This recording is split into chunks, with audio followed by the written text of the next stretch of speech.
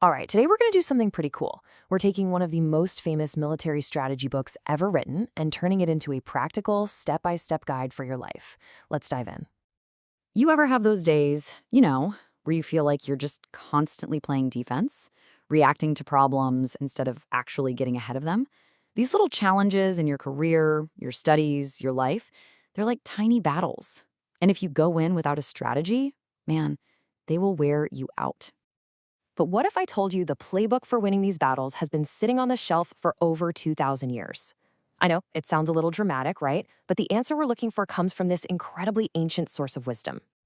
We are, of course, talking about Sun Tzu's The Art of War. Now, for a second, I want you to forget all about armies and generals and actual battlefields.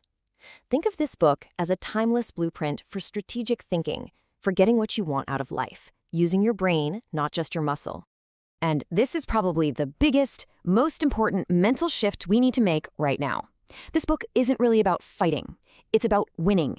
It's about getting to your goal in the smartest, most efficient way you possibly can, which, a lot of the time, means avoiding the fight altogether. So, where does a master strategist like Sun Tzu even begin? Well, he starts with the single most important rule of all.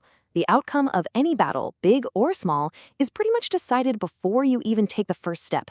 Victory is all about preparation. Think about what that really means.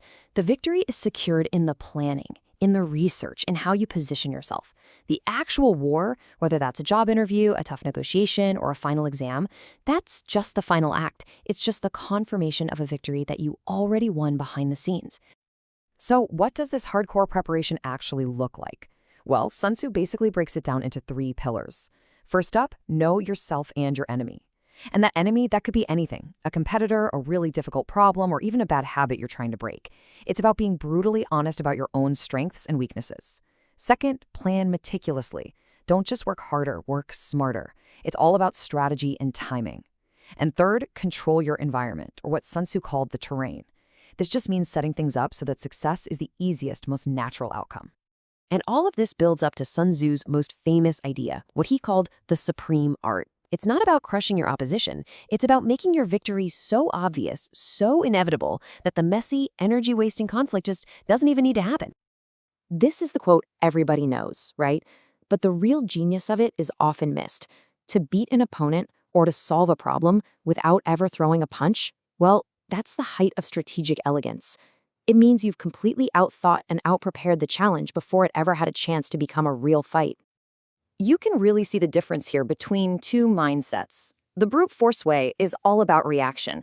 It focuses on the conflict, it wastes a ton of energy, and it burns bridges. The strategic way, though, it focuses only on the objective. You conserve your energy, you outsmart the problem, and you get to your goal with the least amount of friction possible. So how do we get more efficient like that? Sun Tzu gives us a few more golden rules. First, you have to choose your battles wisely. Seriously, is this fight actually worth your time and energy? Not every hill is worth dying on. Second, speed and timing are everything. When you see an opportunity, you have to act decisively. And finally, a classic. Appear weak when you are strong. You never, ever show all your cards. Keep your best moves in reserve until they'll have the biggest impact. But here's a really interesting twist. Sun Tzu wasn't just talking about outsmarting other people or external problems. He knew that the biggest roadblock to clear, strategic thinking is often, well, it's us. Our emotions, our ego, our lack of discipline, that stuff can take you down way before any outside challenge even gets a chance. So mastering yourself becomes absolutely critical. Sun Tzu taught that consistent discipline is way more powerful than just short bursts of intense effort. He tells us to be like water, to be fluid, to adapt, to flow around obstacles, because you can guarantee things are not going to go according to plan. And maybe most important of all, avoid ego. Anger, pride, fear, those are the mortal enemies of good strategy. This isn't about being emotionless. It's about not letting your emotions hijack your decisions, because when they do, your judgment gets cloudy and you start making mistakes. Okay, so that's the theory. Big ideas, right? But what does this actually look like in real life? Your life. Let's get practical and apply these ancient ideas to the battlefield that you face every single day. Think about your career. This means doing so much research, so much prep, that you've basically won the job before you even walk in the door. For personal growth, it means building those consistent, powerful routines. That's your discipline. And choosing your battles by only focusing on what will actually move the needle. In your relationships, it's about trying to understand the other person's perspective so deeply that you can avoid pointless arguments and create harmony instead. And in any kind of competition, you move fast when you see an opening, but you never, ever give away all of your secrets. All right, I know what you might be thinking. This all sounds great, but where do I even begin? Well, we've got you covered. To make this real for you, we've boiled these lessons down into a simple, actionable training plan that you can literally start today. Here we go, your 7-day plan to start thinking like a strategist. Day 1 is all about knowing yourself. Get real. Make an honest list of your strengths and weaknesses.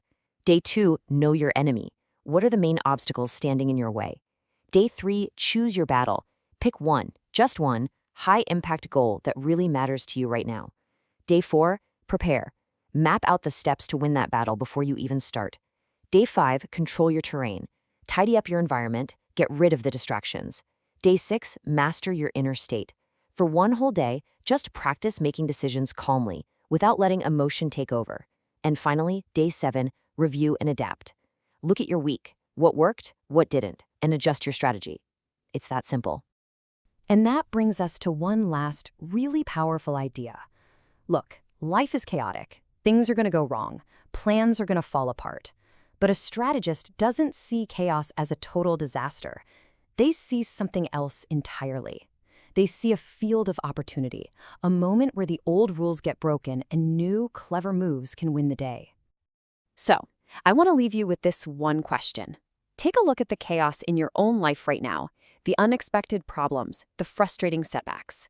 Using the principles we've talked about, which piece of that chaos are you going to choose to turn into your next great opportunity?